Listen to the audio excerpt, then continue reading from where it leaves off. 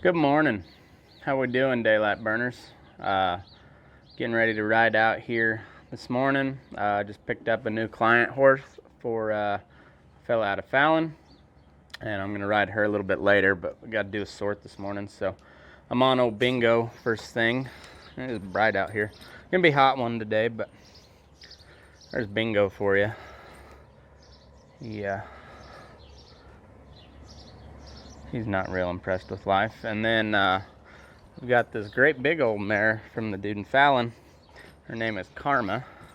And she is a flashy sucker. I'll show you here in a minute. Flip the camera around. And here is Karma. She's a 6-year-old mare. Goes back to Gallo del Cielo. And I'm not sure who else. Kind of some ranch lines. But as you can see, she is pretty big. She's probably about 16 hands, I would guess. And then she's had some time under saddle, but she's pretty green, so I'm gonna put probably 60 days on her, maybe more. But I'm pretty excited to get back to a younger type horse that is willing to learn. I'm tired of these older rescue horses that just kind of are set in their ways, but we'll see how she does. I'm gonna jip her around in the square corral and then see what she's gonna do before I take her out on the yard. And then there's this douchebag. He's just is what he is. He's a pretty good old horse, though. Today's episode is brought to you by Don't Be a Gunsel, more affectionately known as the D-Bags. Mr. Josh Williams has partnered with us on this and has become our main sponsor of the show. And a little bit about Don't Be a Gunsel. This is just right from their description on their page. We are farm, ranch, and rodeo folks who are tired of posers, fakes, and wannabes. So we carved out our own brand with a simple message: don't be a gunsel. You can find them on Facebook and Instagram, Don't Be a Gunsel, and don'tbeagunsel.com. They've got some hats and some stickers, and then they always share some of the best memes I've seen, so go check them out. Buy some of their merch. If you do, use the promo code BURNINDAYLIGHT and get yourself 10% off. That's BURNINDAYLIGHT. Get yourself 10% off. Get yourself some cool shit. Help a brother out. And so thanks to Don't Be a Gunsel. Go check them out. Howdy there. I'm Matt McKinley, and we're burning daylight. Well, folks, today's show is gonna be a little more on the serious note. When you deal with livestock, you deal with a lot of stress, a lot of unpredictable shit, and you're dealing with new life, and of course you're going to deal with death. And just like with people, there's sometimes that life just comes to an end way too soon, and it's always kind of tough, and it's no different with cattle and horses. And but before I tell you the whole story, I need to tell you a little background, because I've talked about all of the horses I have at the moment, or that I'm riding, and but I've spent not a whole lot of time on Miss Clara, mostly because she has been out of commission for the better part of a year, being that she was bred. So let me start you. We'll go in the way back machine, and I'll tell you about how I acquired Clara and how I grew to love this horse that I've said many a time is the best horse I've ever owned, and there's not really even a close second. But it was 2000 and had to have been like 14, I guess. Yeah, so yeah, as I've had her for right about 5 years. That's 2014. I had just sold my good done gelding Pocampo. And I was in need of a horse. And I had made a pretty good amount of money on him.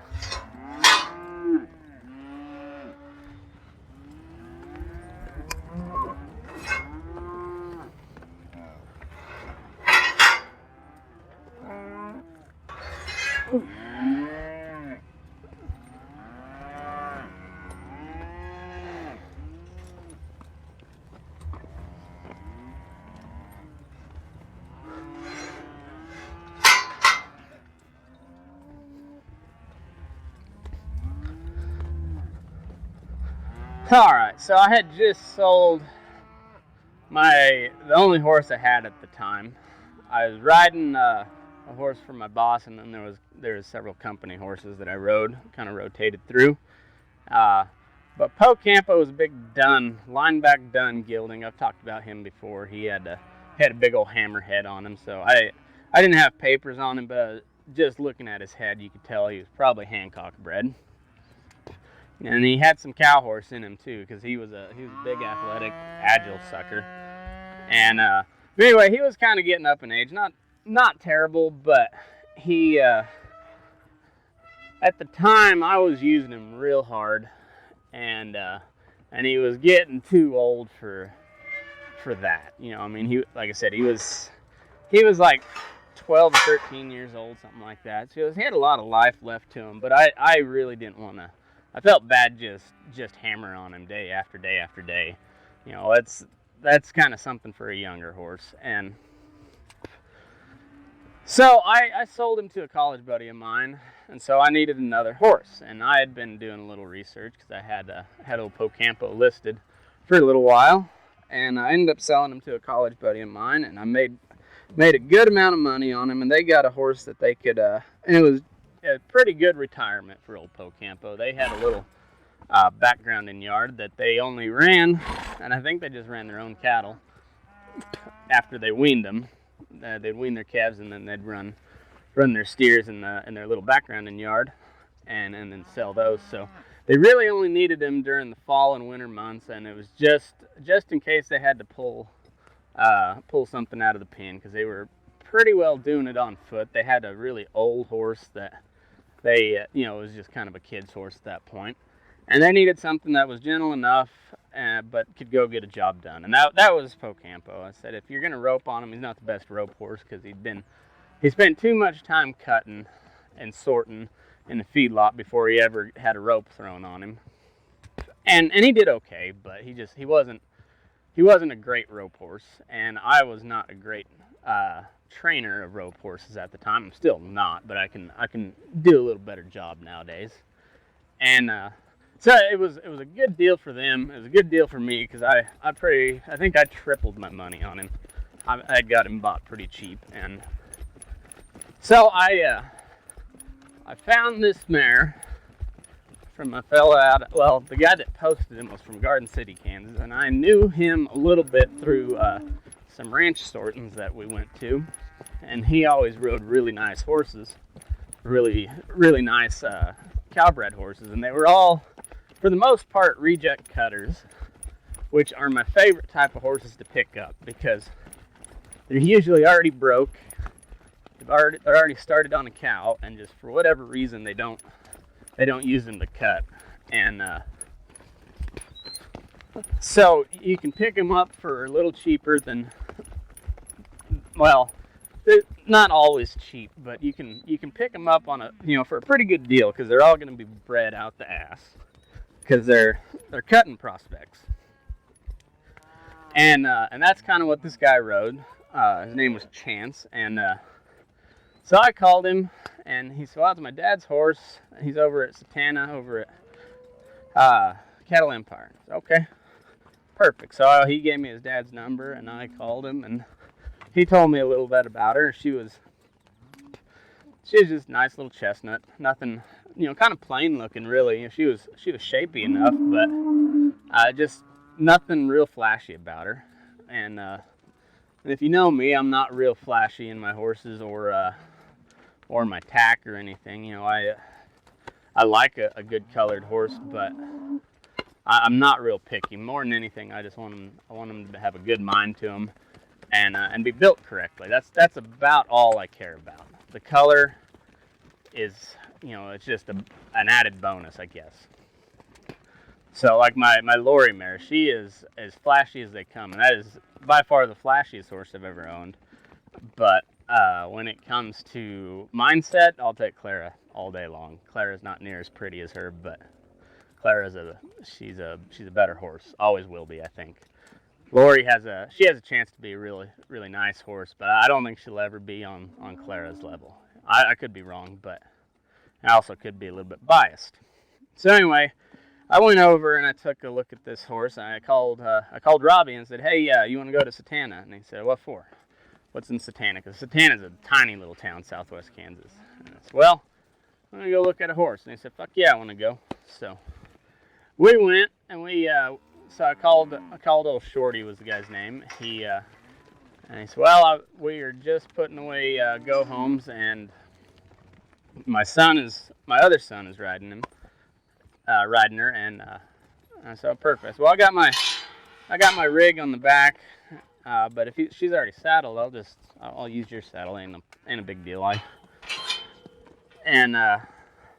So we pulled up, and he brought her over, and he was riding her in a ring snaffle, and she was, I think, just about to turn 7 years old, if I remember right.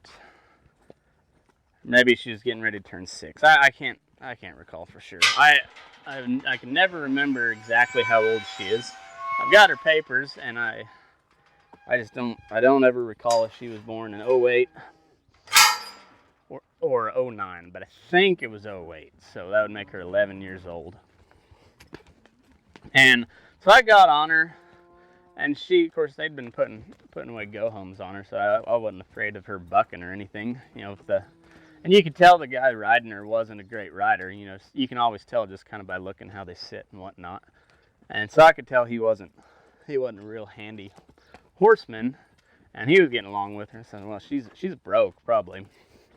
I got on her, and she wouldn't neck rein for shit, but she rode around good, and and so I'd plow rein her, and she was real soft in the mouth. So all right, cool.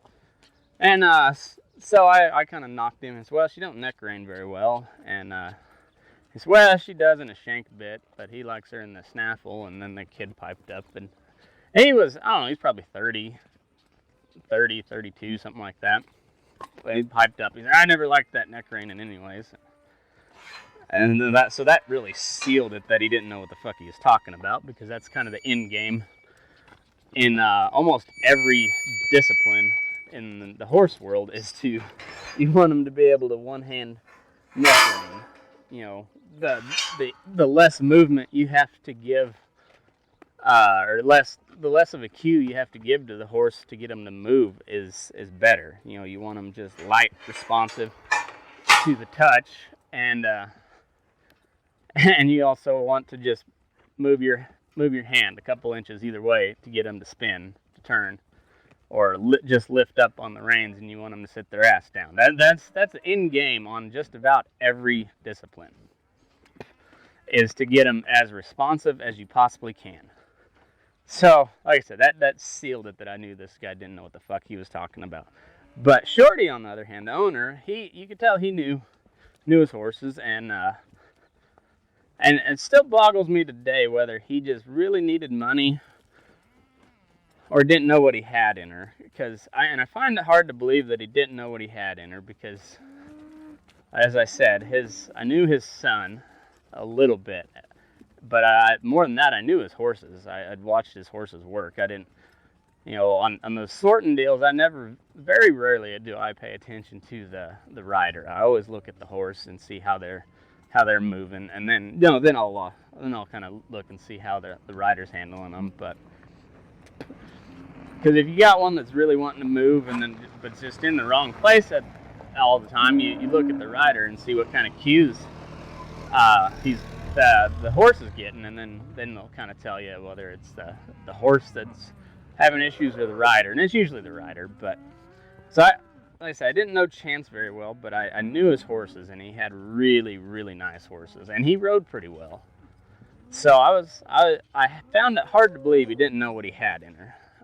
So I think he just probably was really hard up for some money, and she was next in line for whatever reason. So he had her listed for I think 2,000, and I ended up talking him down to 1,500, and I said I got cash in hand today, 1,500. I offered him 12, and he wouldn't take it. So I already got offered 12 and turned it down. So I got cash in hand today, and he said, yeah, so did they. I said, okay, well so what's your bottom dollar? And he said, I'd probably go 17. I said, I got 1,500 cash right now. And he said, all right, I'll go get her papers. So I loaded her up into the trailer, and he handed me the papers. I handed him a wad of cash, and away we went. And so I stopped at Robbie's house there outside of Garden City, and I went to, we unloaded her and threw a saddle on her, and we took her in the wheat field just across the road from his house, and loped her around a little bit, just got a feel for her, and Robbie offered me 2,000 for her that day, and I said, nah, I think she's worth more than that just based off her papers. Now, I'm not a huge, I used to, especially back then, I was not a huge papered horse guy. I didn't really care because I don't know if you guys noticed the "Don't Be a Gunsel" meme that Josh put out the other day, and he kind of asked me for some wording on it, but it was I had a set of registration papers, and the caption was, I've looked high and low for a new saddle, but I can't find one that fits these papers. And so that used to be my mindset on papered horses. Well, you can't ride papers, so grade horses just as good. And a lot of times they are, but you can't ride the papers, but you can damn sure sell them. So I learned that over the years, it gives you a good indicator of what a horse is supposed to be, and what they're supposed to do as what their bloodlines are, and what it's and then it's also it's a birth certificate, so you can verify their age, and yeah, so it's good to have them, and so I always ask nowadays, but.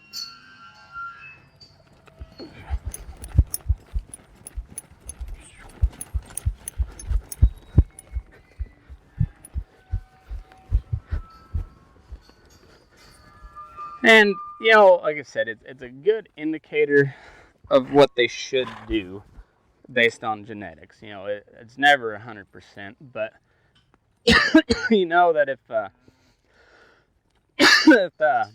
stud or the mare, either one, has won a bunch of money in the cutting ring, you know that colt's probably going to be pretty damn cowy. Now, there's always exceptions. You look at like the Hilton franchise, multi-billion-dollar deal, and then you look at Paris Hilton, who's basically just famous for being rich and getting fucked on camera and in a very boring fashion too. So you look at that and you're like, well, you can tell she's not much of a business mogul. I mean, she did very well for herself there for a while, just being rich and kind of hot, I guess. But you can tell she's not going to be like one of the robber barons, just cutthroat, brilliant business sense. And it's kind of the same way on horses. You might have some that are, both parents could be just jam up, just fucking badass horses, and you breed them, and then you throw just a puke, it's always a crapshoot with horses. And so Robbie offered me $2,000, and I said I think she's worth that just based on her papers as a brood mare, and so I said, I think I'll hold on to her. I want to see what she does. And so I took her to work over at Syracuse, and I saddled her up the next day, and we went to go Dr. Kev's, and I had one that was pretty sick, and I walked up there and scooped up some heels, and she immediately turned a 180 to the left and the calf took off running, and we got wrapped up in the rope, and that rope came up underneath her tail, and she just stood there and let me spin her out of it. And I looked at the guy I was riding with, and I said, well, I believe she's broke. And he said, yeah, she don't get any broker than that. And well, cool. I think I got a good deal on this horse. And I instead of putting a ring snaffle in her mouth, I put a little dog bone with like 6-inch shanks on it. And so for a dog bone, for you folks that don't know horses and tack, it's a 3-piece mouthpiece. So you've got say like your port, or just like your standard port, or like a spade bit is a solid mouthpiece. There's no give to it, and the cheeks usually don't move either. I mean, that they might just a little bit. So the cheeks would be the mouthpiece. Obviously, is the piece that goes in their mouth. That's the actual bit part, and then your cheeks are what connects to your headstall and your reins. And so the more your cheeks move, the more conducive it is for lateral movement, as opposed to just stoppage, and the longer those cheek pieces are, your shanks is what they're called, the longer they are, the more leverage you have on their mouth. So the lighter you have to be, so you don't injure their mouth, or you don't just dull them to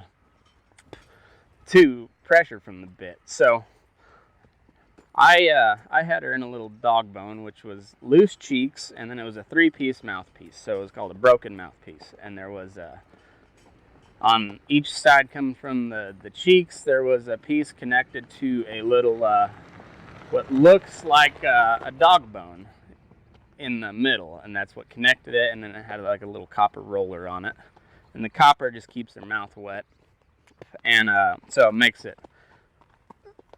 them salivate a little bit, and it keeps their mouth wet, so they like the bit a little bit better. And that copper gives it kind of a sweet taste or something, and they like that. So copper mouthpieces are very popular.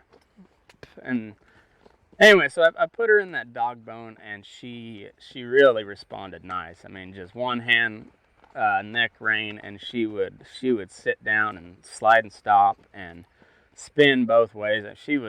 Whoever broke her did a really, really nice job. They really knew what they were doing, and they must have took some time with her, or just, she was just that good. She just came along nice. But she was, like I said, she was 6 years old, I believe, when I got her.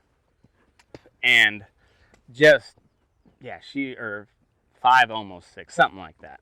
And she was just really, really pretty nicely broke, just as far as riding goes. And then I put her on a cow, and holy shit would she work a cow. I mean, she'd just straight eat them alive. And I was like, well, fuck yes, I have got me something cool here.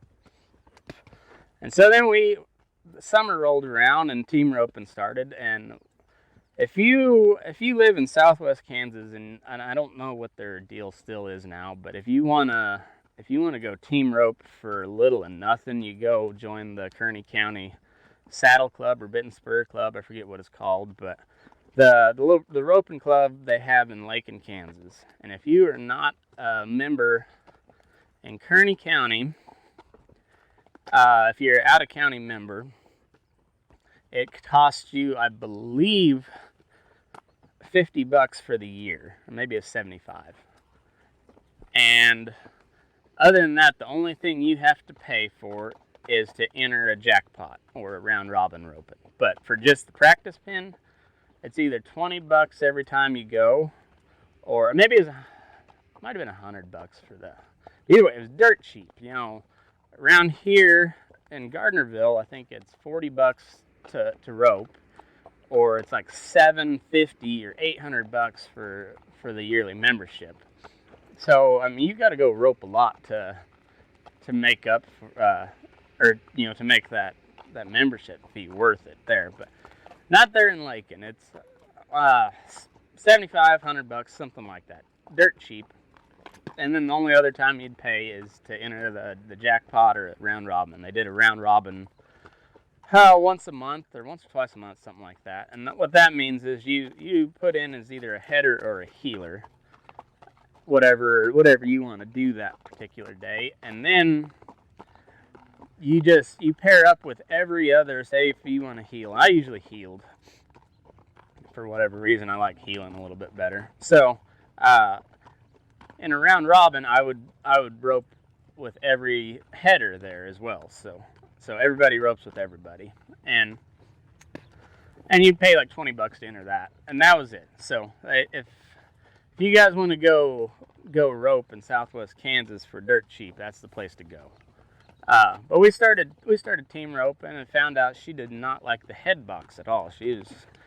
I don't know what it was about on the head side, but she did not like it at all.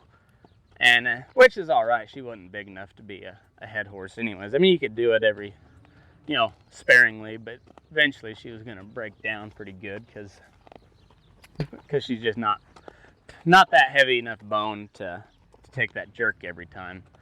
But on the heel side, she came out of the box like a bat out of hell, and she'd put you at the hip there, and I wouldn't say she was a finished heel horse by any means, but she really tried pretty hard, and if I was a better team roper, I probably could have finished her as a heel horse and sold her for a pretty good amount of money, which I could have sold her several times. I had her sold or traded off several times, and it always fell through. I had a gal from eastern Kansas was going to trade me a big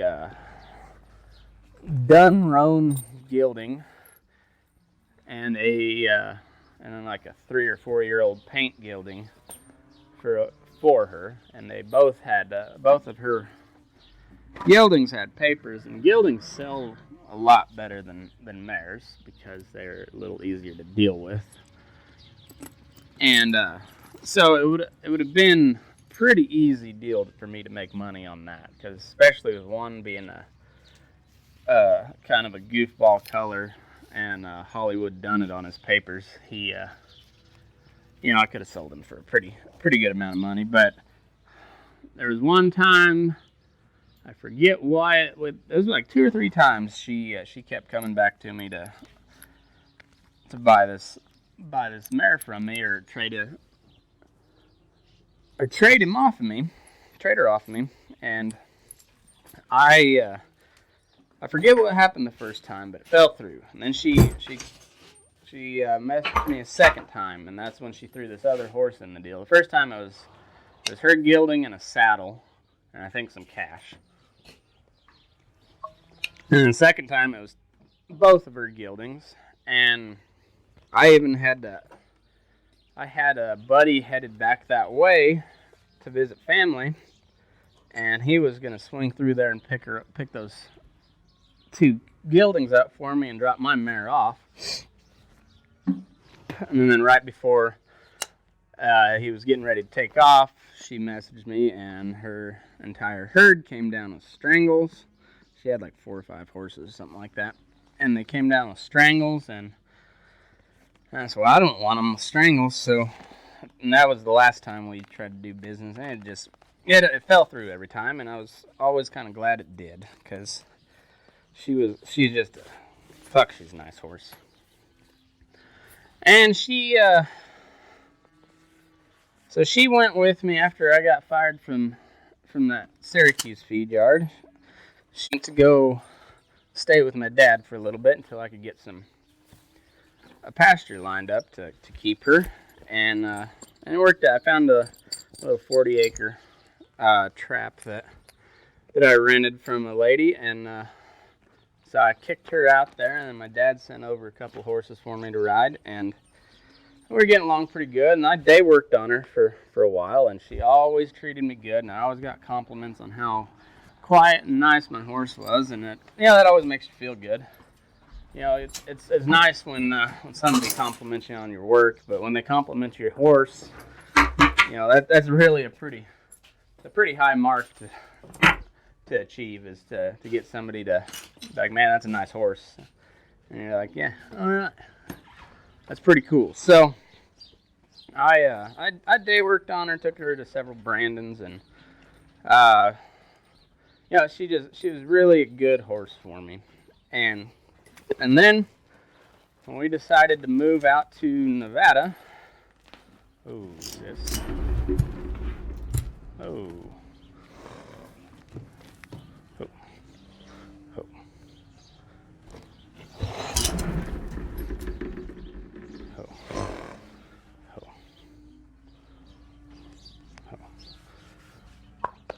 big old mare is kind of goosey.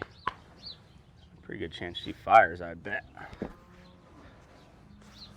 Yeah, all right. Yeah, I bet she fires. So, anyway, we decided to move out to Nevada after we just bought a house there in Kansas, and I needed a horse out there, so jumped her in. Drove her straight through from Syracuse, Kansas to Fallon, Nevada. Took me about 28 hours to get there.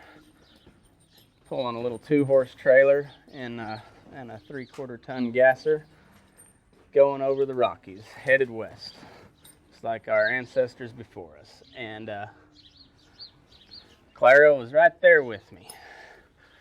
And when things didn't work out over at Fallon, in the trailer she went, and over here to Smith Valley we came, and she's been with me ever since, and she's just been a damn nice horse. And I had the opportunity to breed her to that cutting horse stud, and I thought, I might ought to take that, because he had offered me kind of a deal on it, and I thought, well, I don't know if I'll ever get this opportunity again, so I might ought to take it. And like I said, I knew it was a little late in the year, and I wasn't sure and it took forever to get her to take, and but all told, at the middle of September last year, got a call and said, well, she is confirmed in full, and here you go. I said, all right. So I took her home, and I kind of babied her, and then on Thursday, there we go. New little stud colt on the ground. And I was going to name him. I'm going to name him July's Diamond Dueler. Clara's registered name is Doolin Soniador, and the Doolin part comes from her granddaddy on the top side, a horse named Dual Pep, who was by Peppy Sandbadger, who is a Hall of Fame quarter horse. And then, of course, the stud's name is Cat's Got a Diamond, so you always try to mix the names of the sire and the dam together to make the offspring's name. So there we had it. July, because he was born in July, and I'm sticking with my theme of naming him after Lonesome Dove characters. So you got July Johnson and July's Diamond Dueler. And I was headed to lunch Thursday, and my wife was up at camp, and she said, have you made Clara a pin yet? I said, no, that is on the docket for this afternoon and tomorrow, because I had checked her that morning when I fed, and I'd been checking her bag for about a week, because I knew she was getting close. And so I checked her, and she wasn't really bagged up. And all right, well, so I got a couple days yet. I better get a pen built though, because we're rapidly approaching the due date. And and Rose said, "Well, you have you talked to my dad?" And I said, "No, I have not." And she said, "Well, it sounds like it's happening today." And I said, "Well, no shit. All right, well." So I get home, and Steve waves me around back. And sure enough, old Clara's got 2 feet out. And I said, "Oh, perfect. Well, we got us a colt on the way." And she was kind of struggling a little bit. She had pushed and had him out. Almost had the shoulders all the way out. And then she'd get uncomfortable and she'd try to reposition. So she'd stand up and he'd suck back in. And we were watching her for about a half hour, and she finally laid down again and started pushing. So I went up and I just grabbed an old lariat and threw it around those front feet, and then as she'd push, I'd pull the slack on that rope and I'd keep tension on it. So I would, every time she'd push, I'd pull the slack on that rope and I'd just keep tension on it so he didn't suck back in if she decided to get up and move. I wanted to keep him out as far as I could, but I didn't want to pull on him. I didn't want to, make it any rougher on her. So I let her do the work, and I just held him there. And about 3 pushes, she spit him out, and he was breathing, and she was hurting pretty good. And but anyway, he got up. I made him suck. And then he found the tit on his own a couple times, and he sucked pretty decent. He was a little wobbly, and it was hotter than son of a bitch. And but when I checked on him at sundown, he was, when I moved Clara over to her new pen, so because I had my other 2 mares there, and they, of course, they were going crazy because they could sense something was up. So I tied them up, and then I got Clara a little pen built, and I led her over there, and that baby followed us all the way, and he was a little wobbly, as newborn colts tend to be, but he followed her right over, and away we went. And at sundown, I checked on him, and he was doing good, had a full belly. And then I woke up, and father-in-law said, "Well, so that mare's not doing very good. She's still got that placenta retained." And I knew she had, but it was hanging pretty low and heavy. So I thought, and I had pulled on it a little bit myself just to see if I could get her to clean. But it was attached pretty good. So you don't want to yank it out and risk ripping and tearing the uterus, and then you get an infection for real. So I just let her be, but so she was laying down pushing when I went out there, and she is making some progress on getting that placenta out.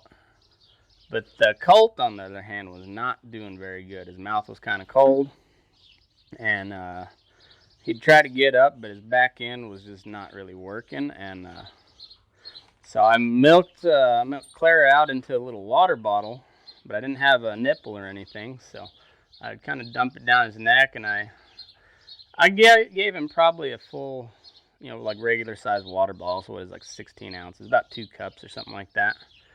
And of course, a lot of it spilt out, but I got some in his belly, and then I said, well, I need to get him a shot of B12, and I called my neighbor, and she had some, but she was not in position to give it to me at the time. She was out in the desert moving cattle, and so I called over to the feed store, and they didn't have any, but they had some colostrum replacers. So I jammed over to Yerington and picked up some stuff. I hauled ass back to the house, and I sprinted into the kitchen when I got there and mixed up a batch of colostrum replacer, and I ran out there to give it to him, and he was already dead. And I gotta tell you, folks, it hit pretty hard. That is one of the low lights in my horse career. Was I had big hopes and dreams for that guy, and then when he when he slid on out and I found out that he was a stud colt, I mean, I had dollar signs in my eyes because, you know, he's out of a really well-bred mare sired by a world-class, world champion cutting horse. And I thought, man, I've got something here now. And, you know, and so is that little entrepreneurial spirit in me. I knew I knew it was a risk. I knew it was a gamble, but boy, it looked like it just paid off huge. And then God, being the asshole that he can be sometimes, kind of bitch slaps you back down to reality. And now I'm out a whole bunch of money and and a year off my best horse and nothing to show for it. And fuck around, guys. That one, like I said, it hit pretty hard. I still haven't got over it. My wife was just absolutely heartbroken. My little girl was devastated because she wanted to name that baby either Governor or Spirit of the Cimarron. And yeah, it was a tough one, guys. So I've been a little quiet on this. That was part of the reason why it took me so long to get the episode up on Fridays. Well, I was having technical issues again, but I was out of it. And yeah, it was a tough one. And I do want to give a big thanks to my buddy Tim and his buddy Ryan. I consider him my new buddy. I haven't met him in person yet, but Tim decided to. He was sitting at Ryan's house watching golf and getting drunk, and they were talking about this podcast, and they video called me, and so we chatted and bullshitted for a good hour and a half probably. I told them they got to give me a heads up next time, that way we can record it and make a podcast out of it. But anyhow, we didn't get that part done, but I really kind of brightened my day. And you know, I said I don't get very down and out very much, but you talk about getting kicked in the teeth by life. That was a perfect example of it. So rest in peace, little buddy. He didn't last very long. Didn't get a good start, but now I'm not sure what I'm going to do with Clara. I don't think she was meant to have a colt, and that is truly disappointing. She was too nice of a horse not to try, and but I think her broodmare days are over. I don't know if she'll ever. Like I said, she had a uterine infection, and when I tried to get her bred, and she just, I don't know. There's some horses, I guess, just ain't meant to reproduce, and I think she might be one of them. And yeah, it's a disappointing thing. So, but that's life for you, ain't it? But in the meantime, I've got this new client horse to ride, and I don't know how she's gonna act. She's a big old bitch, and she looks like she's probably pretty athletic too. So I'm not gonna take any chances on her. I'm gonna dang sure lunge her around good, so that she doesn't buck me off like a fat girl and hurt myself. So. And I guess on another bright side, I am headed to Reno tonight, and me and my wife and my sister-in-law are going to go watch Jason Boland and the Stragglers play live. One of my favorite all-time bands, if not my favorite all-time band. The old bourbon legend himself, Mr. Jason Boland. So I've been looking forward to that for a while, and I think that's going to be a hell of a good time. And but in the meantime, I'm going to go ride this horse. I'm still kind of worried about my Clara mare. I have got her on a medicine regimen right now because she's not feeling so hot. So I'm giving her penicillin twice a day and a dose of Banamine. She was really stoved up last night and this morning, and I'm doing what I can with her, but at some point there's only so much you can do, and so I don't know how she's gonna recover. I hope she does, but keep your fingers crossed and send a few prayers my way. Like I said, I was not very happy with God the other day, and I don't understand his plan there, but God has a sense of humor. But if you're listening, God, that wasn't fucking funny. So I apologize for blaspheming, but that is how I felt. So anyway, I'm gonna go kick this mare around a little bit, see what she does, and I'll update you here in a few minutes. Well, everybody, I believe that's gonna do it for me today. Thanks again for tuning in and all your support. I do appreciate all you guys do. I wouldn't keep doing it if you guys didn't keep listening and interacting. So keep it up, and we'll do this all again tomorrow, maybe. Like I said, we're going to see bowling tonight, and it's going to be a good time. So I don't know how that's going to turn out, but we'll do it all again for sure. And with that, go follow me on Facebook, Matt McKinley, on Twitter and Instagram at MickerMac85. Those are all of my personal pages. Go follow the show, Burning Daylight on Facebook, at Burning Daylight on Instagram, at Burning Daylight 2 on Twitter. Burning Daylight on the Open Range app, which is kind of cool. I shared a deal about that on Facebook and I think on Instagram too, but go check that out. It's kind of a cool deal, an alternative to Facebook for us country folks, and I think it's a pretty cool deal they got going on there. So go check that out, and patreon.com/Burning Daylight, and keep sending me some pictures that you want featured on my YouTube version, and like I said, let's do it all again. If not tomorrow, it'll be the next day. So with that, I'm gonna go ride pins, so move your ass. We're burning daylight.